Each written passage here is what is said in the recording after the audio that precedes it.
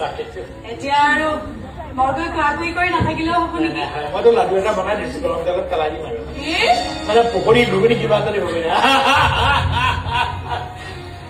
কিয় হয় কেনেকৈ হয় সেইবোৰ মই নাজানো নজনাকৈ হৈ গ'ল জানা তোমাৰ লগত মোৰো হৈ গ'ল তোমাৰ লগত এতিয়া তোমাৰ পৰা আঁতৰি থকাটো মোৰ বাবে সম্ভৱ নহয়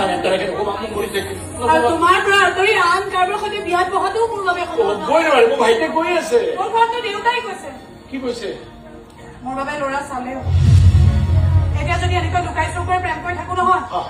এদিন নহয় এদিন দেউতাৰ চকুত ধৰা পৰাটো খাটাম কিন্তু তাৰ আগতে আমি কিবা এটা সিদ্ধান্ত ল'ব লাগিব জানা কথা কওঁ বেয়া নাপাবা তুমি যি সিদ্ধান্তই নলোৱা চববিলাক সিদ্ধান্ত তুমি ঘৰত জনাব লাগিব আকৌ জনাম সকলো জনাম